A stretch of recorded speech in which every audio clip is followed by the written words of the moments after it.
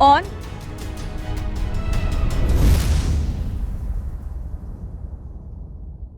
तुम्हारे और आयला के बीच क्या चल रहा है? वही चल रहा है जो तुम्हारे और मेरे बीच। तभी उसे ले लेके डॉक्टर्स के पास घूम रहे हो तुम। तुम्हारा एक नंबर का बुज़दिल कजन ये सब काम नहीं करेगा तो किसी और को तो करने पड़ेंगे ना। कहाँ है वो? मैं उसकी पीए नहीं हूं जो मुझे पता होगा वो कहाँ है हर वक्त। बन जाओगी। सीट वेकेंट होने वाली है तुम्हारी पुप्पो के घर में।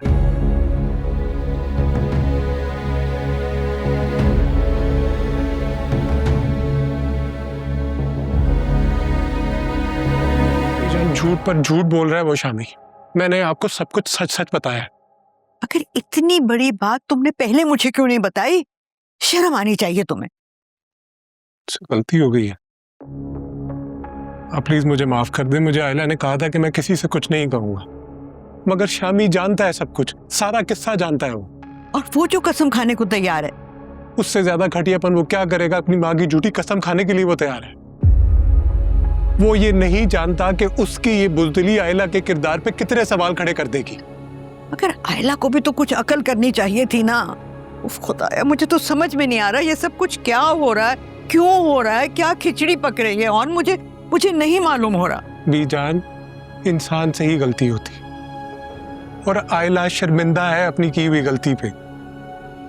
आप प्लीज एक बार फारूक मामू से बात करें और उनको ये सारी हकीकत बताएं, वो समझेंगे इस चीज को। तुम होते कौन हो हकीकत का पर्दाफाश करने वाले? तुम्हारा तो अपना किरदार सर से पांव तक मशकूक है। आपके बेटे का भी किरदार ऐसा नहीं है कि उसमें रश किया जाए। कम से कम मैं झूठ नहीं बोलता। ऑन, तुम तो चुप करो, मैं बात कर रही हूं ना। देखो फारूक, तुम्हें तो बात की तहकीक करनी चाहिए थी ना कि कसूरवार असल में कौन है कौन नहीं। एक बात मैं तुम्हें बता दूं कि ऑन का इसमें कोई कसूर नहीं है। बीजान, कौन सही है और कौन गलत इसका फैसला तो हो जाएगा। अगर मेरा बेटा भी गलत है ना, तब भी उस लड़की को बहू नहीं बनाया जा सकता जो अपने खानदानी और माशरती इक़दार का पास न रख सकती हो।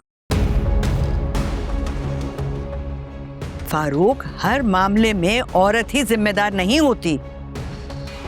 बीजान, पहले दिन से उस लड़की के तौर तरीके मुझे खटकते थे। मुझे और कुछ नहीं कहना फारूक। आप इन्हें बताएं कि आपने वकील से बात कर ली। बताएं इन्हें।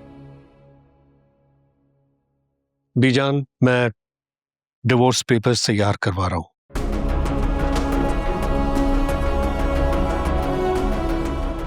इस किस्से को यहीं खत्म हो जाना चाहिए।